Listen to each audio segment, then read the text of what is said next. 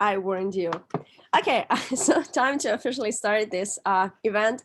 Hello, everyone. For those of you who are the first time joining the Levagon event, my name is Sasha. I'm in charge of events and partnerships at Levagon Tokyo, and also I'm a communication advisor for Shibuya Startup Service. And today we have a very interesting event. We have event about pitching, how startups can pitch to investors in order to get fundraising, in order to get connected to potential partners. And we have a lot of amazing speakers today. Let me introduce you to them. So first we have Jin Tanaka, who is Director of Investment in the DEEPCORE, AI-focused venture capital in Japan. And he's going to give us some pieces of wisdom, given some shares. He will share some advices and tips for founders who would like to pitch their business to investors, and he will also give some feedback for our startup founders who are going to pitch their startups after that. So today we have 4 amazing founders who are also Startup Visa Shibuya Startup Visa awardees. And yes, I will introduce them a bit later, and we probably can start from Jin. Jin, could you please introduce yourself? Cool. Hello, everyone. 1 second. Yeah, so my name is Jin, currently Director of Investment at DEEPCORE. We are AI-focused seed stage venture capital fund based in Japan.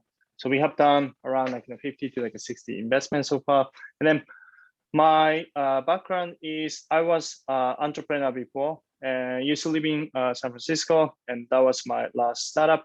Company was called Foxy. And then I have done a lot of work, especially for growth and growth hacking and stuff. And then also my other different business in actually in the beginning was running a 7-Eleven store in Chiba. That was my first business when I was 21. And then I hated just waiting for customers come to the store. That's I started to do a bunch of sales and marketing activities. And then we actually from the store got the best store in Japan too. So that's kind of I started to get into more growth tactics and stuff. And then when I was 23, I decided to expand. I started to run the different type of the businesses in order to make the biggest impact. And then decided to move to San Francisco when I was 23. And then that's I started to work in the startups. Today, so you guys wanted to me to do a pitch or more, sorry, you guys wanted to me to do a lecture for how to pitch, or you wanted me to give feedback for the startup that we have 4 or 5 companies, right? Today? Yeah, that would be amazing, both. All right, sounds good. In that case, let me share my screen then. 1 second.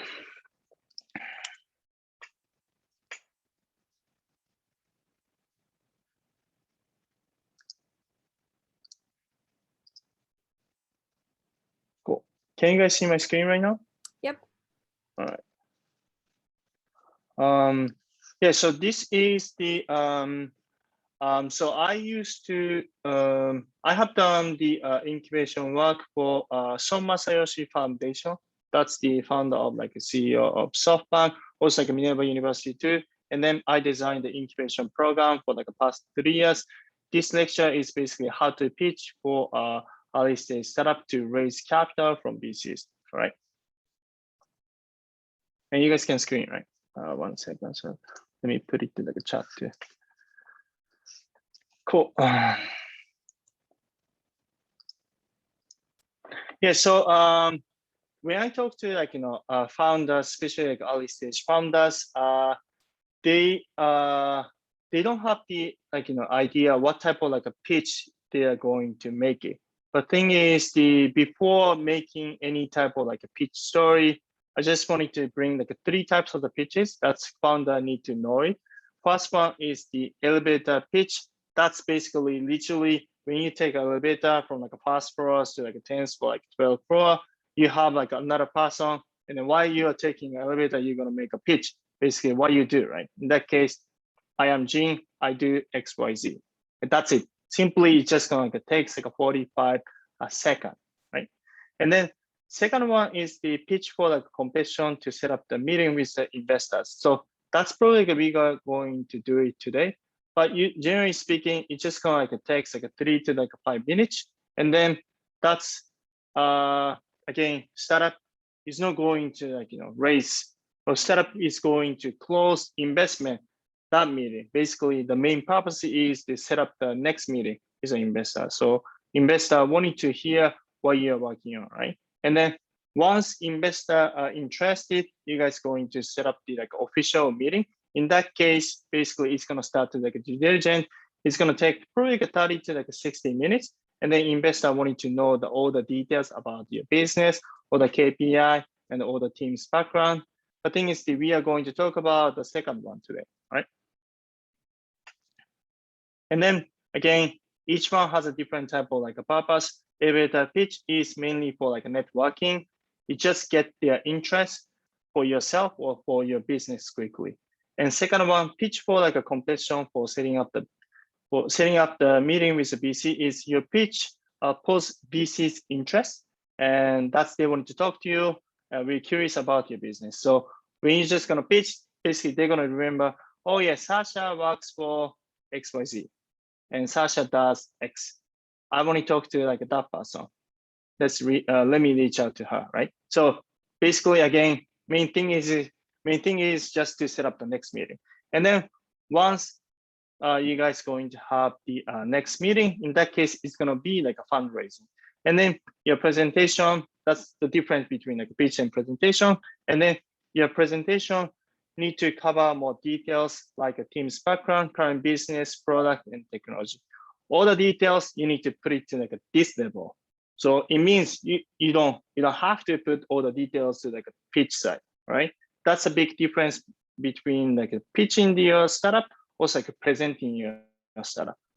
I wanted to do like an extra career today, right? Second, and then please don't mix up the types of the pitches and their purposes, because again, you do have a different purpose, and then different type of, you should prepare different type of like pitches, all right? And then this could be the quite simple template. That's probably you guys can like start to use it.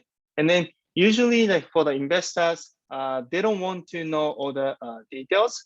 Actually, they have like own kind of like a checklist. They like, what's the business model? How they gonna make money? What's the problem they are tackling? Who's gonna be like a customers? What's the go-to-the-market strategy and stuff too, right? Each one, they do have a list of questions they wanted to know, right? To do so, basically, you need to give basically the right amount of information to them. Not too much, but not too little, okay? This one, again, I'm gonna share this slide later, so you guys can like use it as a template too.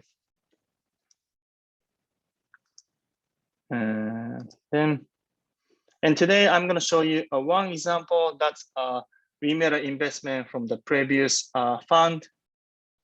So this is the title slide, and company is called Rosette, and Rosette is Rosette.ai is to optimize on-site conversion and uncover implicit preference for the e-commerce owners.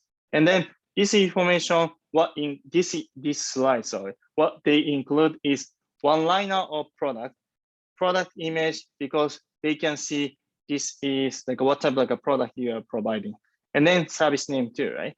And the reason why you need to put it to like a one-liner product image and the service name is usually when you show the title slide, this is probably extra like a 10 or like a 15 second. That's investor basically like seeing the slide while you are preparing your slide to the VCs, right? So that's why you need to cover the information as much as possible. It means if you are providing your service to like a native app, like iOS or Android, maybe you should have it to like iOS type of the mockup, and then also like a logo of like iOS or Android too, right? In that case, probably they can understand, oh, this company is providing the mobile service, and then this is available iOS, also like in Android too, right? So that's probably you should have it too.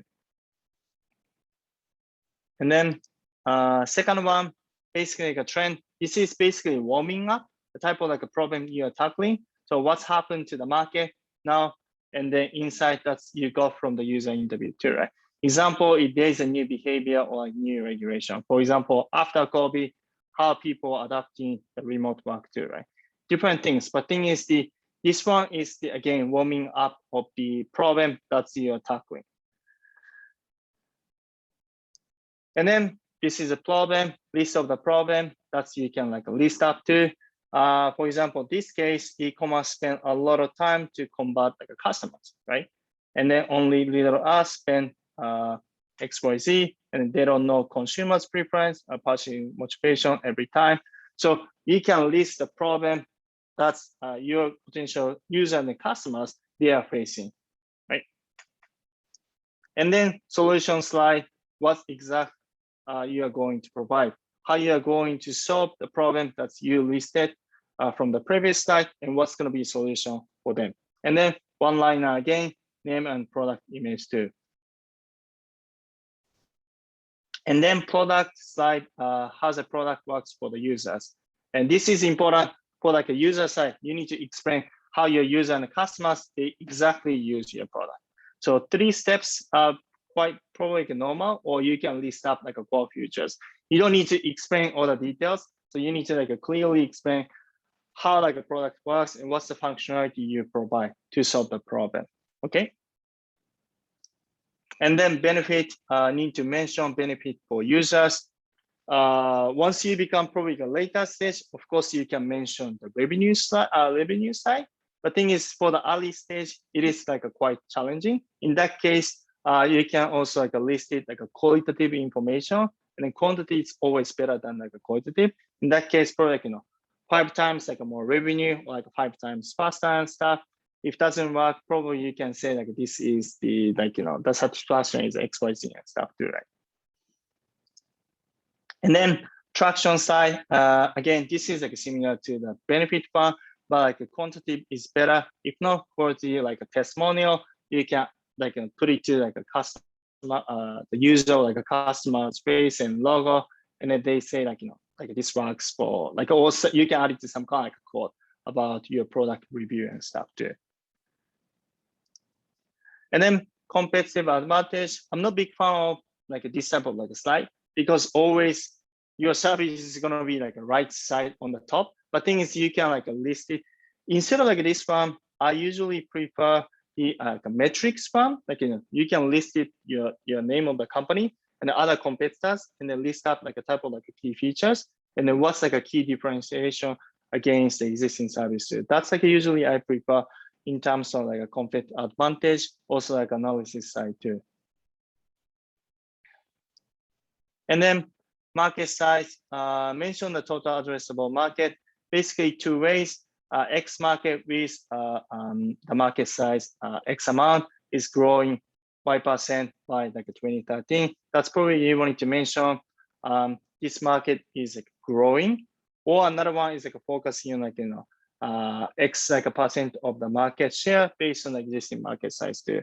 And then this way, either like you can do the like a number of the customers, ideally how much they're gonna pay, and then you can multiply. That's also implying your initial market you want to reach out, and that's probably like I prefer to see like that one, because you can show like how many like potential customers you can have it.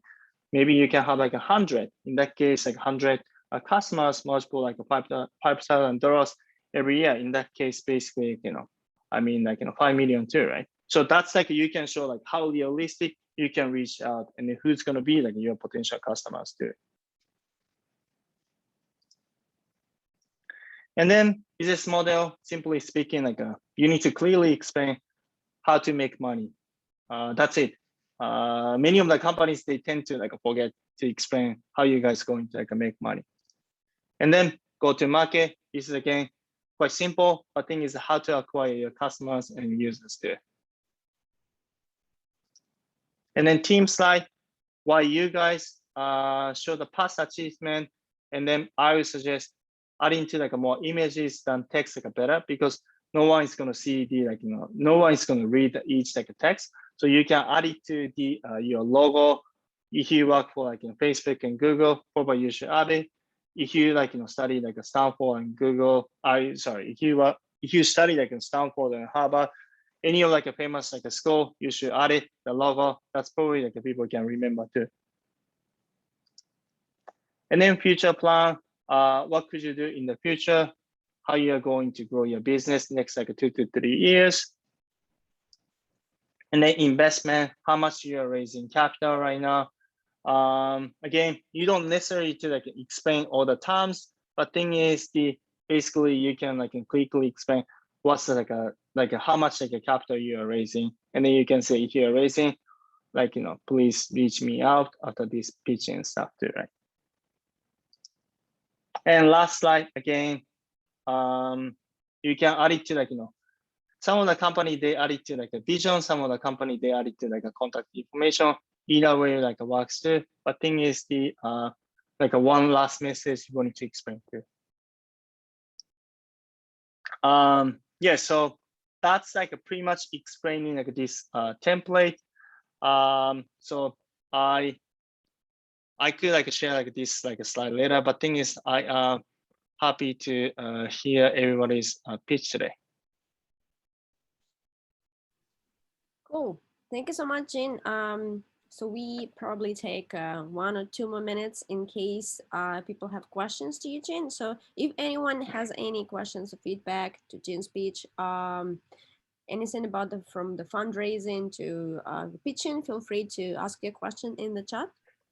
Meanwhile, I'm going just to remind you about the agenda that comes afterwards. From now on, we will have 4 startup founders who are Shibuya Startup Visa awardees and entrepreneurs in Japan to pitch their startups. So the pitch is going to be, if I'm not mistaken, around 3 minutes.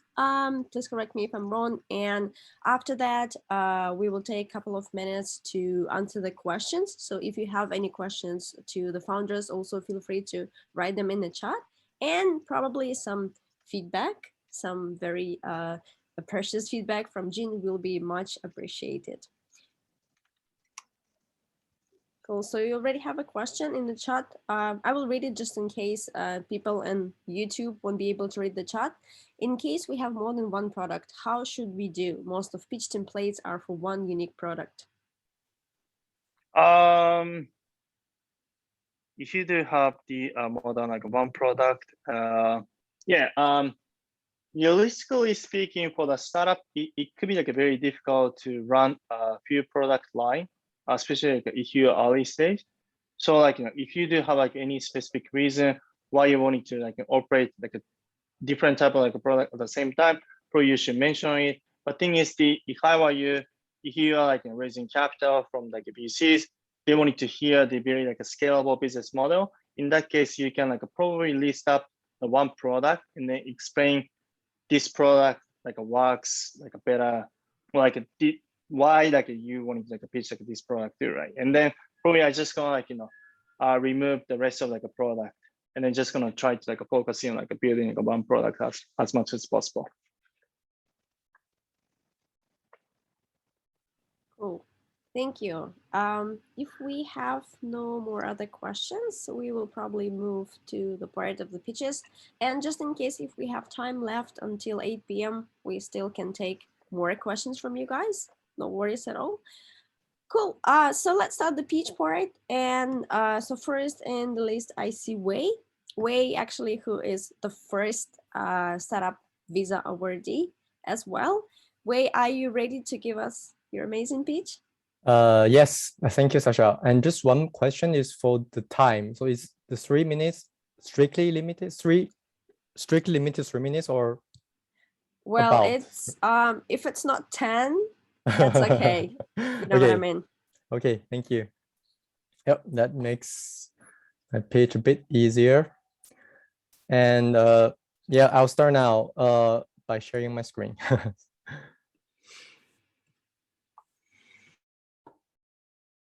Can everyone see my screen?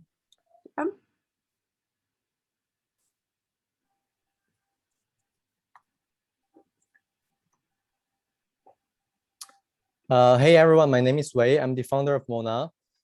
At Mona, we want to bring a big leap forward for ordering experience in restaurants. We are now in 2021, and yet most of restaurants use retro and uninformative technology for ordering.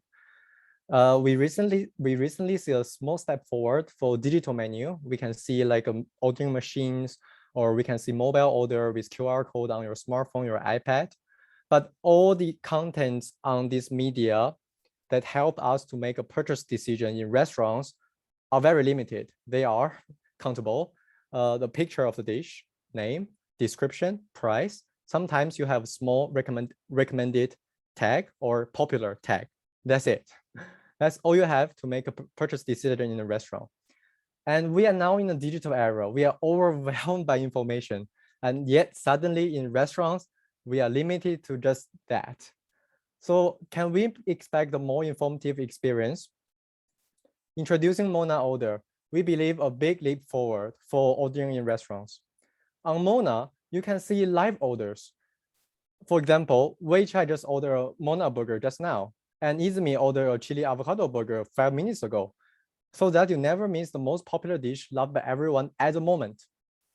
Secondly, on Mona, you don't just see a dish name, but you with sometimes recommendation or popular tag, but more you see a story between real customer and their favorite dishes, and is clearly measured by metrics such as how many times it has been liked by other users, or how many times this recommendation has been purchased. Clear and easy. Thirdly, you can check out the recommendations from following users. Your family or friends might have been here before, and choices from family members or friends are always worth trying out. Or you can check out the choices from gourmet experts you are following on the platform as well. Finally, you can actually see the choices of certified local regular customer. For example, you are new to a town and you need some local advice for how to order in a local restaurant.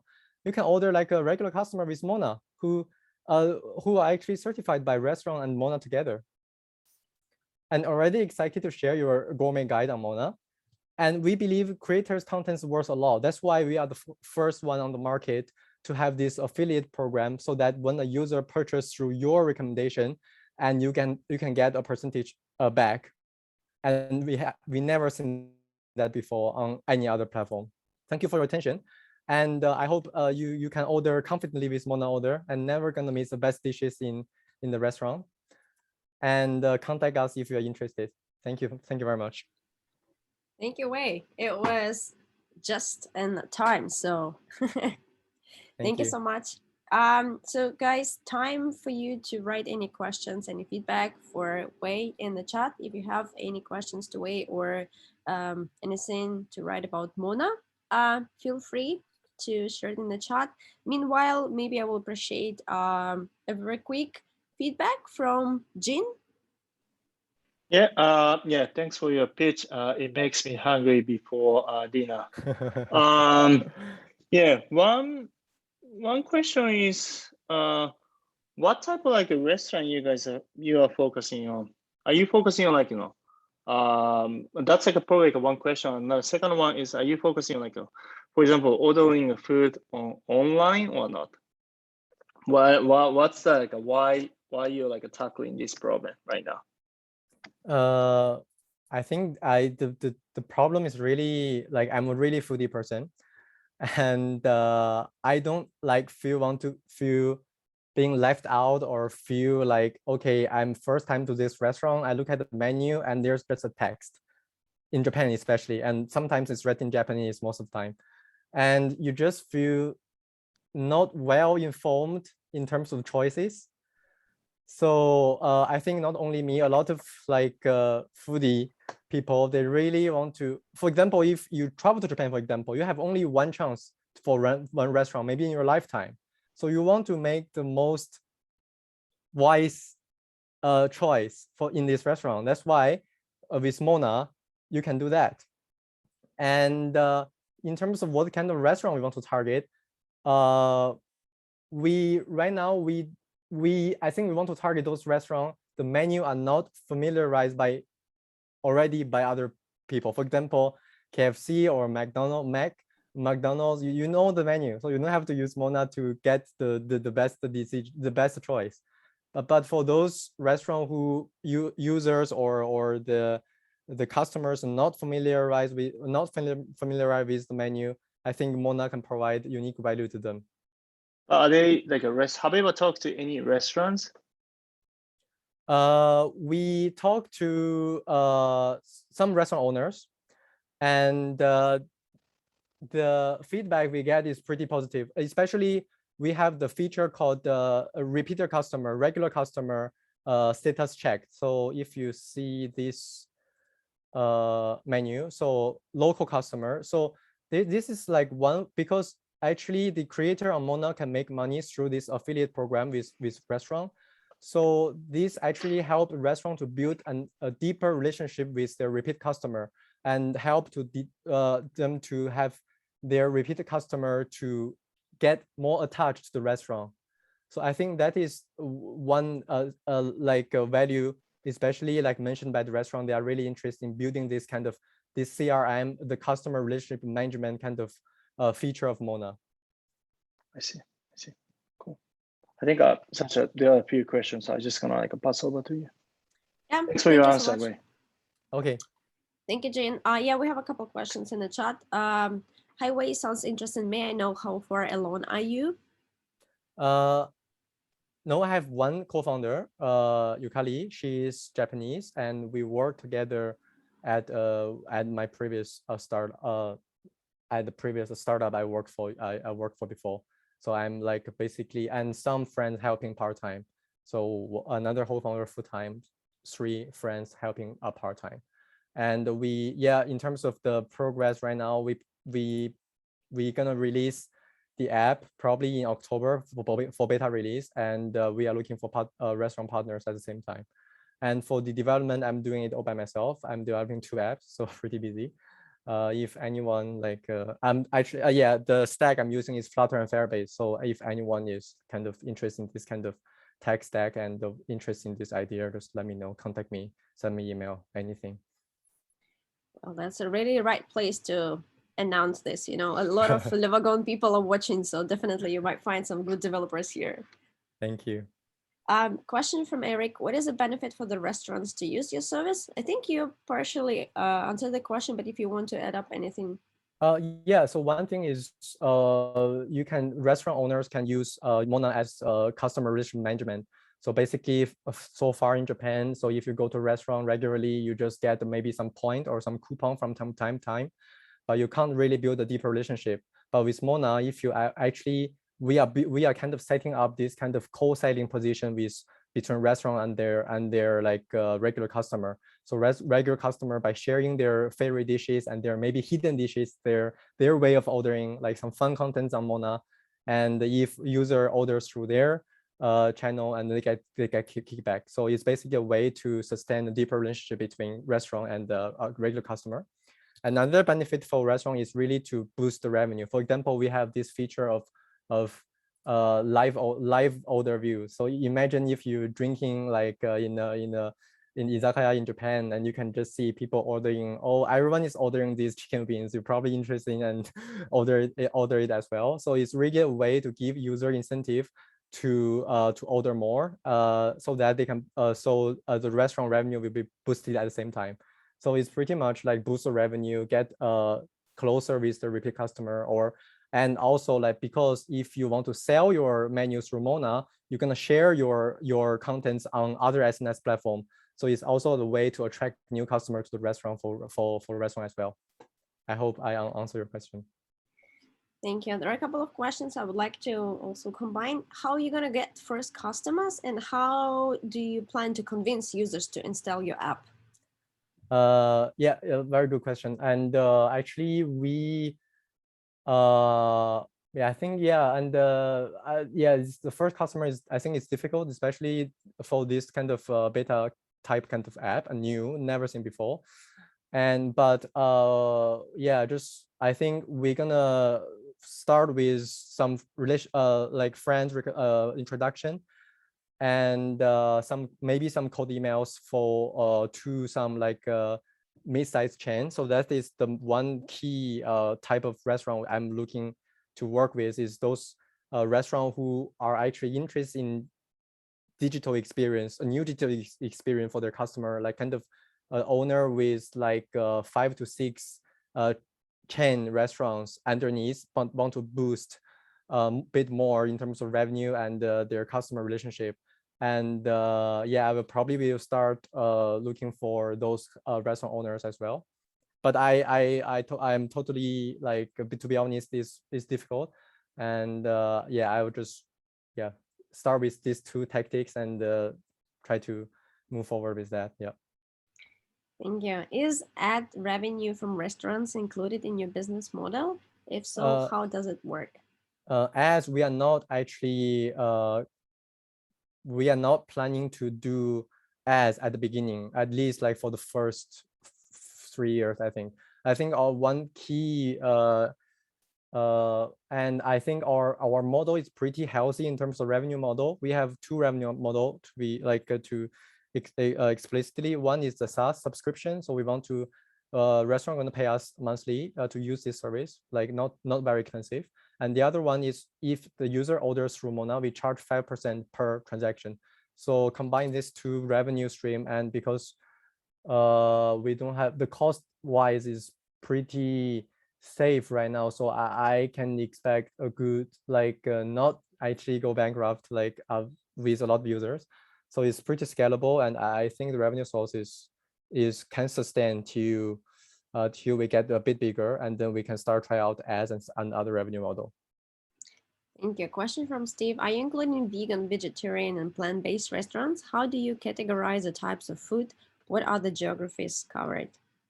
Nice question. Actually, so on the homepage, I haven't shown you actually in the app. I'm actually saying so user can actually create gourmet guide on Mona. That means user can not only add their favorite menu or their orders on Mona, they can also add restaurant by collections. That is another important feature of Mona. So user can create collection that categorize their favorite restaurant, and user by going into each one's profile, and you can actually see different collections like vegan collection, etc., and to choose a restaurant in that collection and see what's actually to order in that restaurant. So we will have extra feature to help users discover restaurants.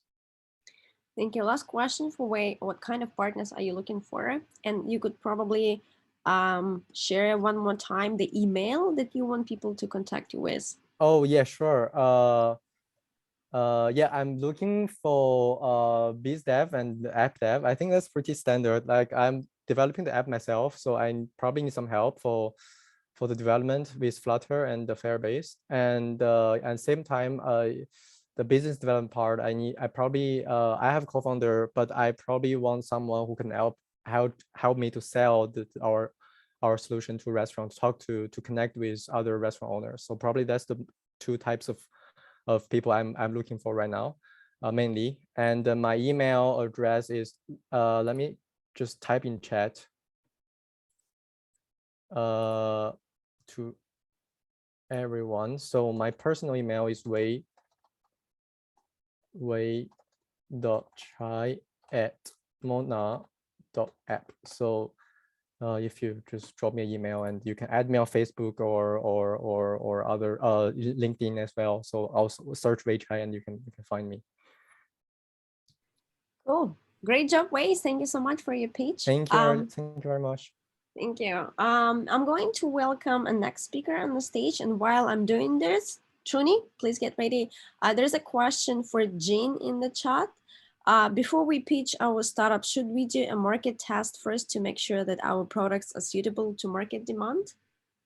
It really depends. Like, two types of the startups usually. One is the problem-solving type of approach. In that case, you know the problem, and you're gonna solve the problem too, right?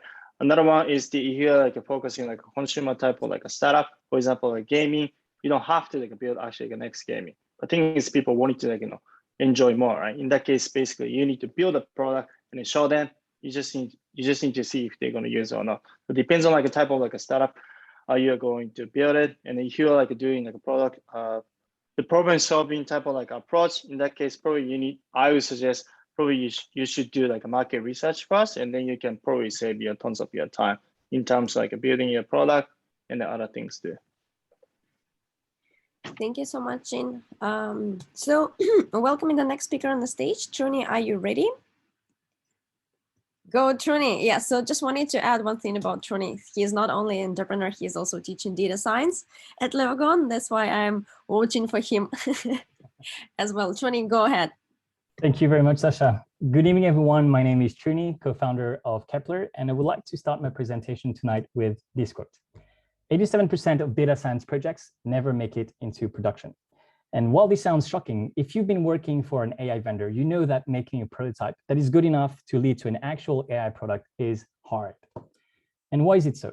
Well, first of all, most use cases require data that is specific to a domain or business. And not only is it time consuming to prepare the data, but clients often can't even provide it, especially in Japan, where companies are still going through digital transformation. Secondly, building custom AI models requires a very particular set of skills which are hard to find in Japan. And as a consequence, making even simple prototypes is expensive. That's why we created Kepler, to bring those costs down by helping create cutting-edge AI models that are not only domain-specific, but also require 90% less data. How does it work? Well, Kepler gives access to high-performance models that have been carefully pre-trained on domain-specific data. You can select one of those models and fine-tune in a fraction of the time that would have been needed if you had made it from scratch. Truni? Yes? Sorry for interrupting. Are you actually changing your slides? Because people in the chat are wondering. Oh shit, yes, I am. Sorry, we are watching your first slide still. Oh no, it's not working. Okay, so wait, let me just stop sharing and share again. No worries. Your counter is null, so you can start from scratch. So I start from the beginning? Okay. Yeah. I'm so sorry. Special treatment for you. Because you work at Levagon. Okay, let me just try and fix it up. Sorry. No worries. If you want, we can actually switch to the next speaker. Will you want, if it's not working right now? Yeah, if that's okay, that might be actually easier. Otherwise, I'm going to be like making everybody wait. That would be silly. So just to be safe, if you don't mind, sorry. Okay, no worries at all. Then George, are you here? I am, yep. Cool. Start to unmute there. So yeah, right now you're in the spotlight. Go ahead. Okay, great. I'll just share the screen. Oh, whoops, need to. There we go. You can all see that. Yep. Okay, great. Thank you. So hi everyone, I'm George, and at Noetic, we're building automated insight to understand and solve society's greatest challenges. We've built a market-ready product. We're working closely with our first clients and stakeholders, and we're tackling a major industry, which is currently generating around $75 billion in revenue per year, and is projected to grow beyond 90 billion by 2025. And so within market research, online surveys account for around 65% of industry revenue. And within our target geographies, it's worth around $42 billion per year. And so our aim to capture around 5% of this segment would be worth in excess of 2 billion in today's market and approaching 3 billion by 2025. However, we've observed that over and over that within the market research industry, it's deeply outdated and not fit for today's fast-paced world. And whether we reflect on it or not, we all bear the consequences of poorly informed decisions. So low quality surveys and user experience lead to low quality data and therefore outcomes. So we're building a better path to understanding complex issues so they can be better resolved. Because we feel the current solutions are failing to do this and have lost sight of why research exists, which is to increase understanding. And this became really clear to me while working as a research interviewer at the Australian National University. And the interviews were painfully boring for both me and the respondents. But when I asked why they hadn't updated their methods, they told me it would be too difficult and expensive. So I became determined to improve the process myself. And since then, we've built a survey automation platform that's a fraction of the cost, with insights generated in days, not weeks. And it provides both deeper insight and a much improved user experience. And the key here is to return to first principles and iterate the premise of the survey. And so you can imagine being able to iterate the central question rapidly to reach deeper insight. Because survey responses are being processed and visualized live, in our case, you can monitor them and then duplicate and alter the survey to move closer to a genuine understanding. And then imagine how this new method of tapping into real-time public opinion could actually allow you to make decisions a few steps ahead of social trends and market shifts. And we've already built the auto survey and reporting function, and we're working on the auto recruitment now. And we currently get around not having auto recruitment by offering the service directly to research community providers who've already recruited their ideal group of respondents. But we're working with our first clients to refine the product, and we'll soon expand beyond market research firms and provide this service to end buyers directly. And there's a live demo available to those who are interested. And this demo survey was focused on opinions regarding streaming services like Netflix. So to recap, we're developing an insight automation platform that gathers the views of a given demographic on a given topic in real time, with the aim being to better understand and solve society's greatest challenges. Because a problem well understood is a problem half solved. And if anyone's interested in working together or learning more, you can contact me through LinkedIn or via email here. Thank you. And are there any questions? Cool. Thank you so much, George. Guys, if you have any questions, feel free to write them in the chat. And first, we probably ask Jin about his feedback and any question if Jin has. Yeah, thanks for your pitch. What type of like industry or size of like a market research company you are focusing on? So stage one right now, we're focusing on, so they're called online market research communities. So that's our first client. It's a very broad approach because market research tends not to be necessarily focused on a specific industry. It might be food and beverage plus auto industry. They might focus on multiple industries. So it's the market research industry itself in stage one, because they are a broad approach. That makes sense.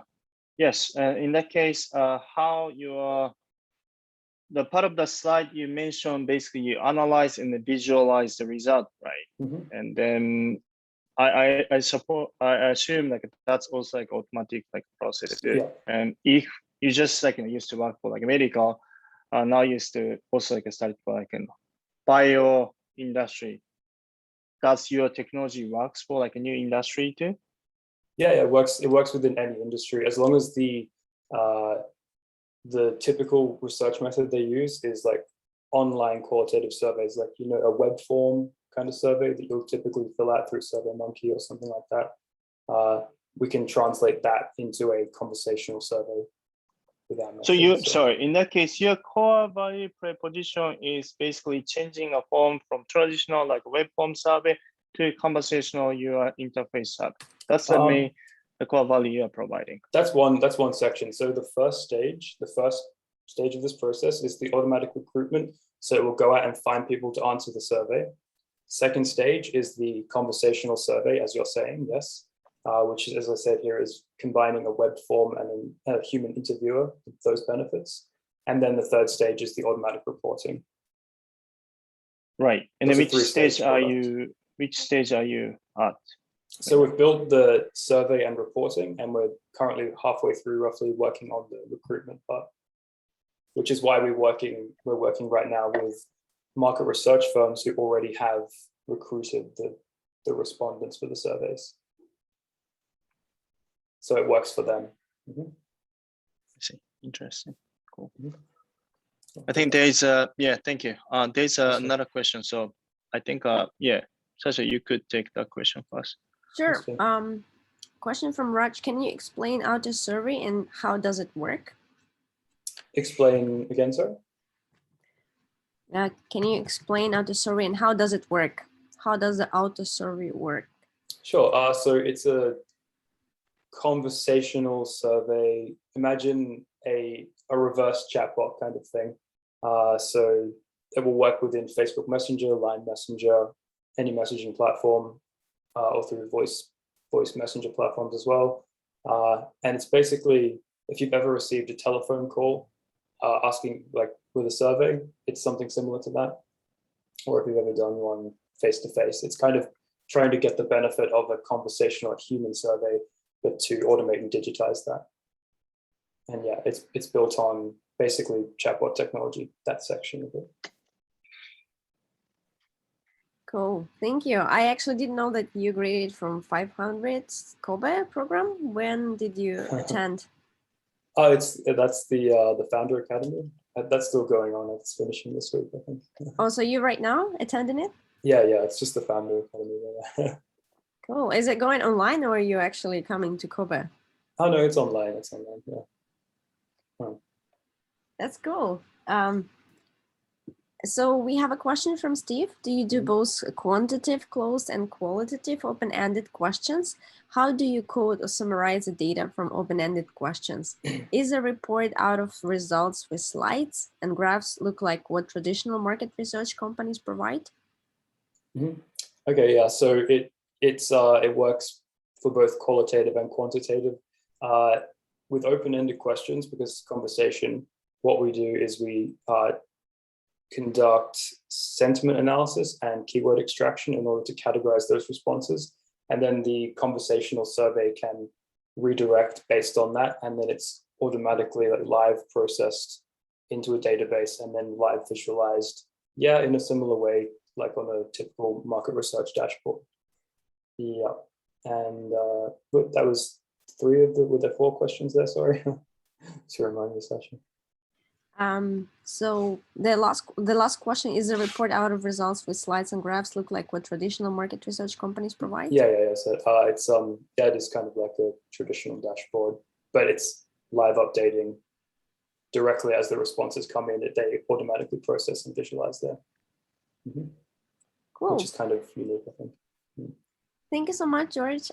So you guys see George's email here right now on the screen. So if you have any questions or you would like to partner with George or you would like to give your money to George, feel free to send him a message. Yeah, look like you already have someone in the chat willing to shoot you an email. Cool. Thanks. Thank you so much, George. And we are moving to Truni. Truni, are you there? Are you ready? Are your slides working? Everything's fine? It should be now. Yeah, you just need to give me back co-host access. Sorry, Sasha. Oh, did you just you? Okay. Yeah, I have to leave to check and yes, sorry. Okay, so George, could you please stop sharing your screen?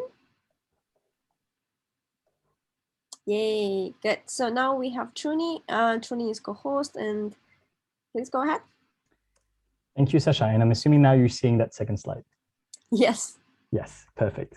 So this is what I wanted to show you. So this quote is what I would like to start with. 87% of data science projects never make it into production. And this sounds shocking, but if you've worked for an AI vendor, you know that making a prototype that's good enough to lead to an actual AI product is difficult. And why is it so hard? Well, first of all, most use cases require data that's specific to a domain or a business. It's time consuming to prepare that data, but clients can't even often provide it, especially in Japan, when companies are still going through digital transformation. Secondly, building custom AI models requires a very particular set of skills which are hard to find in Japan. And as a consequence, making even simple prototypes is expensive. We created Kepler to bring those costs down. We want to help create cutting-edge AI models that are not only domain-specific, but also require 90% less data to train. So how does that work? First of all, Kepler gives access to high-performance models that have been carefully pre-trained on domain-specific data. You can select one of those models and fine-tune it in a fraction of the time that would have been needed if you had made it from scratch. Finally, the custom model that you created can easily be deployed so that you can quickly iterate on your prototypes.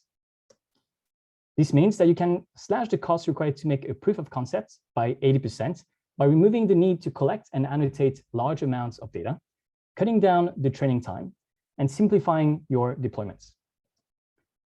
The most obvious competitors would be existing vision APIs, but we'll see in a second that they often don't perform that well on domain-specific use cases. And another alternative are automated machine learning tools, but although they reduce the need for skilled data engineers, they still require long training times and don't remove the need to collect and annotate data. So let's take a look at an example of how Kepler compares to Google Vision API. In this use case, we want to detect people on a 360-degree video feed. You can see here what we expect to get, with the people being properly detected on the photo in those boxes. If we were to run the same image in Google Vision API, you can see that it could not detect a single person on that image. Although Google Vision API is an amazing tool, it has not been trained for that specific use case and shows terrible performances for it. Without Kepler, you need to train this model from scratch. It's a secret to no one that the AI market is growing very rapidly and is expected to be worth 120 billion yen in Japan by 2025. Currently, we're aiming for a two-tier subscription model, a free plan, ideal for basic prototyping, and a paid plan for advanced models and pay-as-you-go features to reflect how much you're using our services. We're planning to initially grow our customer base through our network of AI vendors, as well as through tooling for developers to grant free programmatic access to our models.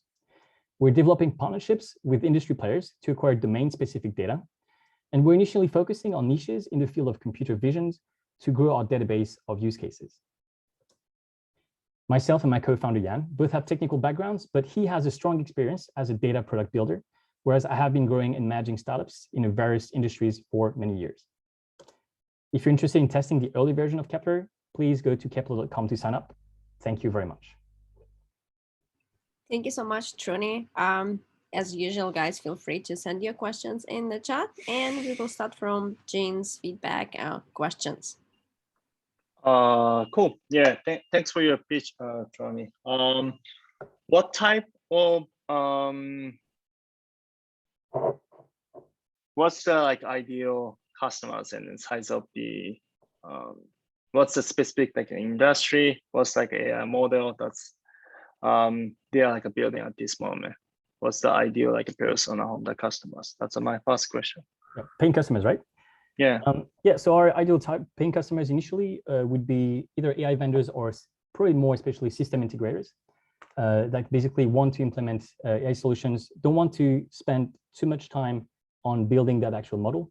They want to focus more on the actual product. So all the UI, all the interface, everything that needs actually to go with the product to be able to be sold. So reduce those costs that are currently being siphoned in here. So I think one problem that we've experienced, talking to our to doing user interviews, was that many prototypes never lead to a final product because the budget is so restrained on the prototype that you can't really spend enough money to make it as good as it needs to be. So the shortcuts are being made on the prototyping phase, which leads to a product that is subpar, is not good enough to actually cut it into production. And the reason is simply that because these projects have so many other moving parts, the AI part is just one, a small piece actually of the whole project. And we can't actually afford to spend that much on these. So the goal is really to kind of compress that into a very simple process that can be, at least for the prototype phase, can be easily reproduced and can allow system integrators to actually iterate quickly on prototypes. I see. Thank you. And then my second question is how it is scalable without training data to for example, the specific the computer vision technology to object specific stuff, for example. So for non-computer vision, is that you're saying, or? No. How it could be scalable in terms of the without any training data. That's sorry. When you guys started to expand it to a different type of right. AI model inside. Yeah. Yeah. I see. So yeah, the scale actually happens from it's a difficult business for sure. So there's lots of groundwork that needs to be done, and I think that's what also we're actually quite excited about, because we know that that makes it actually a market that is harder to penetrate. But at the same time, we know that once we actually develop models for a specific use case or a specific domain, this can now be productized. It can be reused for other customers. It can be actually sold at scale. The difficult part is to scale indeed, as you said, on use cases. And that's why we plan initially to partner with different industry players and try and actually to build these data sets one by one and add them to the platform so that they can scale as a product, basically. So it's kind of adding a lot of different containers inside of that collection of models. I don't know if that answers the question exactly that you asked, but yeah. Sorry. My last question is, two of you guys have both technical background. The thing is, why other company they cannot build it if they do have more like engineering resource, for example. Yeah. So the main reason is that the difficult point in this, the pain point is the data, and collecting data takes time. Annotating data takes time.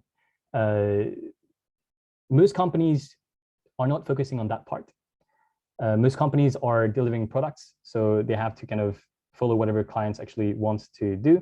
Once you make a product, you actually deliver to a specific customer that product, if you're lucky enough to actually deliver it.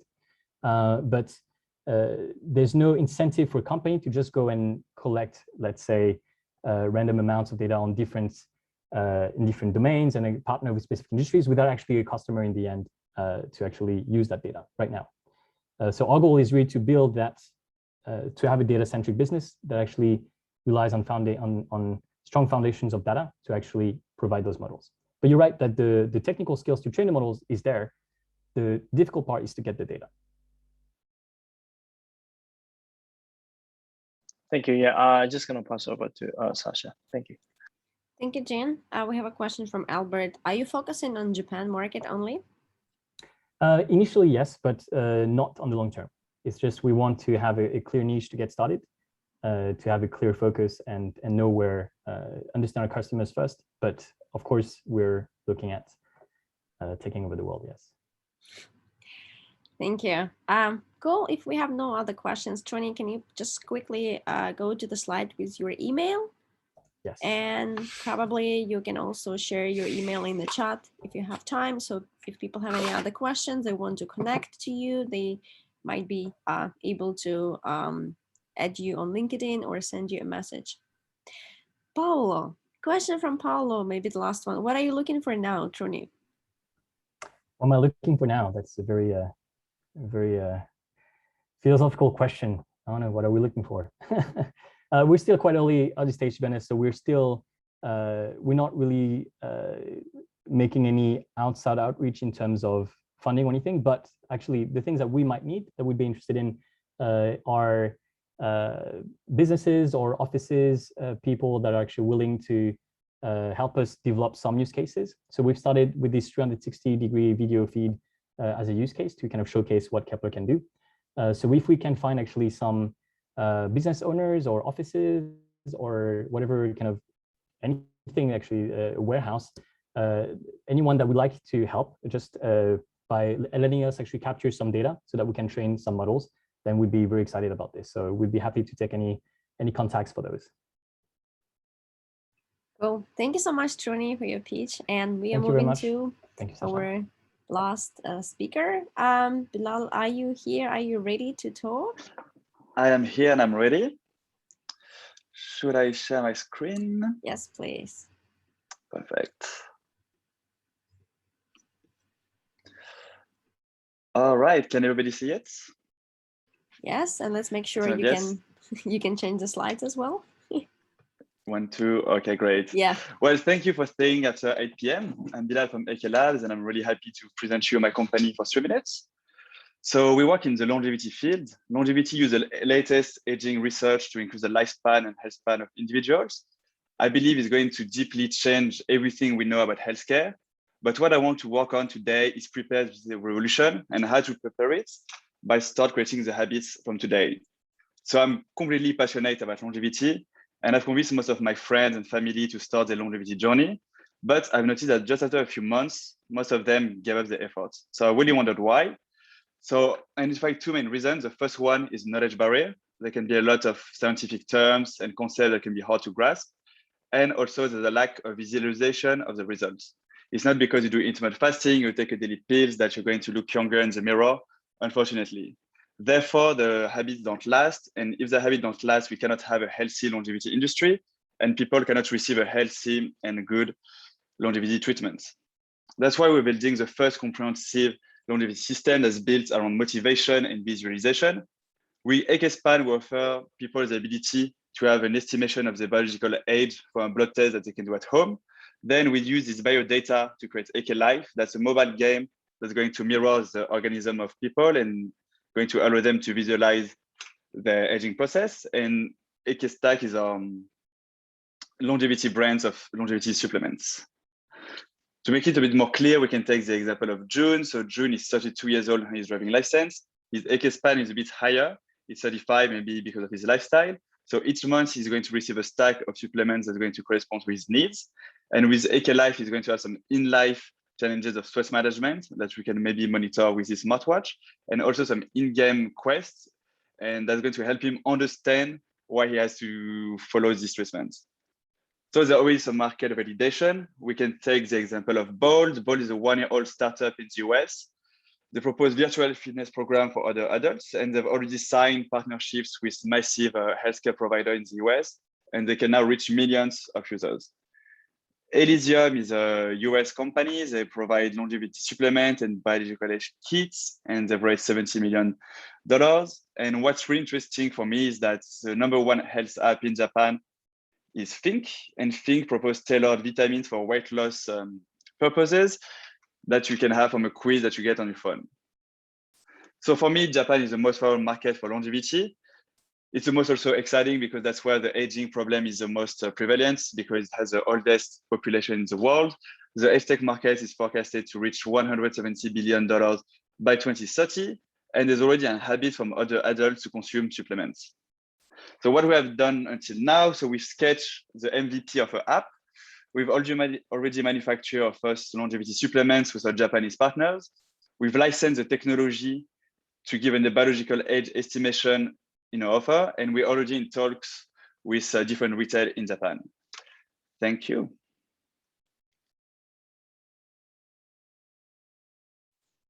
Cool. Thank you so much, Bilal. As usual, questions in the chat and feedback and questions from James first. Yeah, thanks, Bilal. It's very useful. I'm getting a little bit like no weight in my body. What's the exact what could be like a fast service that you're going to provide? Because I noticed you're building up. Also, you're like making a supplement, different things too, right? What's the initial thing that you're going to provide to user or customers?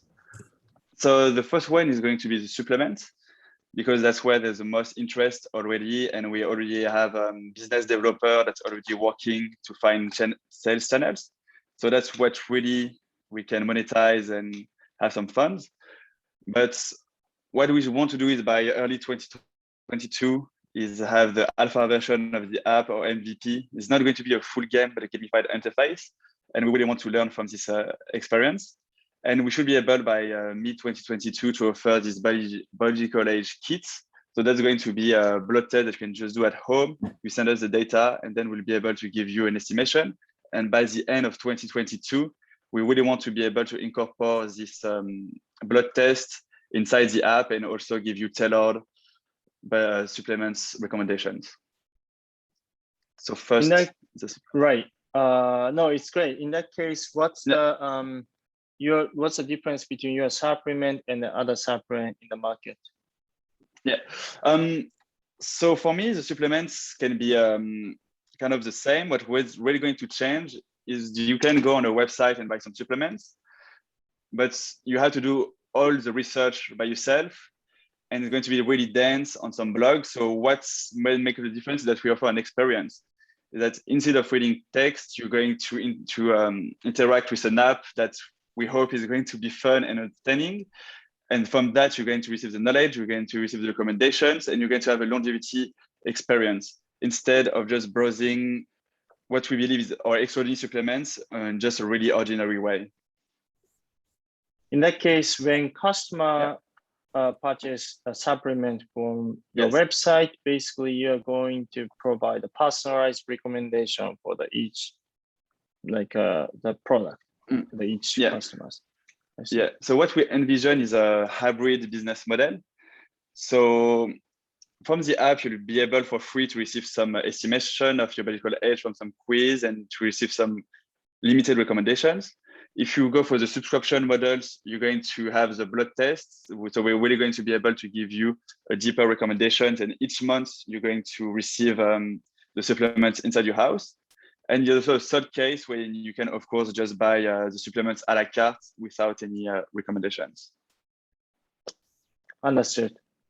I think one suggestion in that case, probably I just gonna explain what's your current status and then how like a supplement works too. Because seems like that's the first problem you're solving too, right? Okay, that's a really good point. Yeah, cool. And then Sasha, I'm gonna pass over to you. Seems like there are a few questions. Thank you. Thank you. Thank you. Question from Jan. Are you partnering or thinking to partner with health institutions to build the supplement records? Recommendations? Yes, absolutely. So what I'm looking for right now is a biologist co-founder. And also we're on talk with VC that specializes in longevity. So nothing is saying yet, but that could guide us on this way, and having some clinical trials will of course be essentials. Because right now there's a lot of clinical trials that are done on the supplements, but as soon as the recommendations, there's not many scientific data available, and we want to be the first ones to finance those studies. Thank you. Question from Erin. Who is designing the supplements? So designing the supplements, we're coming with all the spec sheets. So with the molecules, with the way of administrations, with the weight and all of that. And then we have great Japanese partners who are manufacturers, who are in the supplement industry for nearly 40 years now, who do all the technicality, who make the supplements happening. And they did a lot of research actually with us on those molecules to really have the best quality supplements. Thank you. Is there a before and after function for the app to show how much healthier the user has become after taking the supplement, maybe a few months later? Yeah, so that's the principle of Ekespan, is that aging is not just a point that you cannot change. That's the whole challenge of longevity, is to be able to influence your aging and to change it. So that's why we want to start the experience of the user by either getting the data from smart devices, some quiz, the biological age, and then at each point, after a few months, make them do another test, a blood test, or maybe constantly from the data that they give us, update their biological age. And inside the game, we've already thought about cool features that will be insensitive for them to update frequently, at least once a year, twice a year, the blood test to have a before and after, as you mentioned.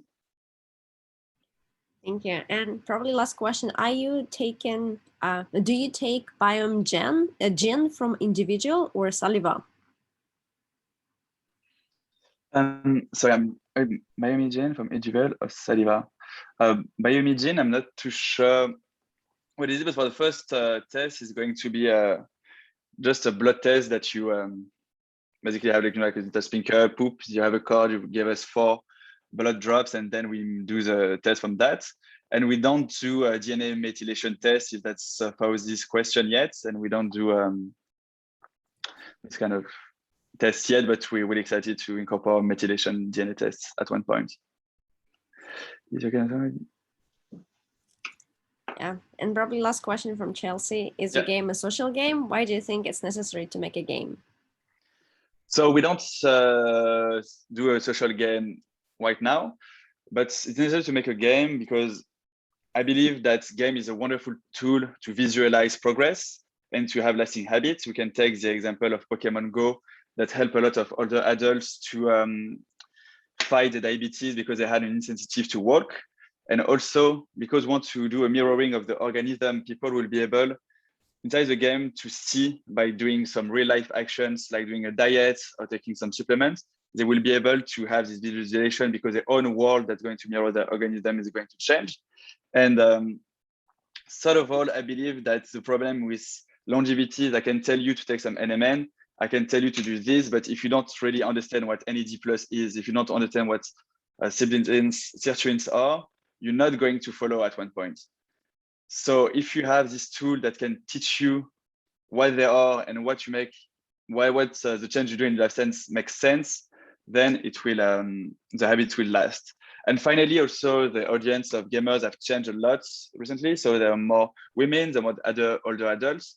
And I don't think that people in this age category want to be reminded all the time that they're old and to have products that are made for older adults. I think that they want something cool, something fun, and something that we can play when you're 30 or when you're 50, and that's even more in your 70s. And so that's why we're making a game, to not do something that's kind of like ageist.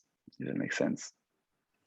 Thank you. And the real last question, very good question from Stanley, who looks like he knows quite a lot about it. Yeah. What is the regulatory status of these claims in Japan? Yeah, so the status for this claim is with the FCC is that's because it's NMN, the first supplement, is niacin, so derivative of the vitamin B3. So we have a lot of studies on the vitamin B3, so we can do it as the FCC for all the so the claim on the bottle will be for better wellness, for better good health, something, or for better skin. We can only have those claims because, as you mentioned, it's really well regulated. But then on the software and on the website, we've already got talk with the Ministry of Health, institution, and with some advisors, and we can provide recommendation for longevity. That's completely allowed. What we cannot do is we cannot print on the bottle, this will make you younger. That's absolutely forbidden. Thank you so much, Bilal. Thank you so much for your Thank you. presentation. And also, I see that on the right bottom of your slide, there is Bilal's email. So if you guys are interested, Yes. maybe you can also copy it and share it in the Yes, chat of as well. course. Cool. And thank you all for your question. Yes. Oh, amazing. And with this, we are going to wrap up today's talk. Slightly went behind the time, but it was very fruitful time. First of all, I would like to say thank you to our amazing speakers, to our amazing founders, and of course, Jin, who gave his valuable feedback and a lot of useful things to share. Also, just wanted to say to people, I saw a lot of founders in today's event. If you would like to pitch your startup during our event, and we are planning to have the next one probably next month, feel free to send me the message to my email. You can see it in the chat. Just send me the message about your startup and about the idea, maybe the pitch deck that you have, and we will be happy to feature your startup during the next event. Cool. And with that, we are going to wrap up this event. Once again, thank you so much for coming, everyone. Super happy to have so many cool questions in the chat, so many interesting people attending our events and speakers. As always, guys, you're amazing. I wish you a good luck and success with your businesses and hope to support you on your way to success. Great. Yes, great pitches. Amazing. Thank you so much, guys. And have a great evening to everyone. And have a great afternoon to Miho, who is in Europe right now. Bye-bye. Bye. Thank you. Thank you. Thank you, Sasha.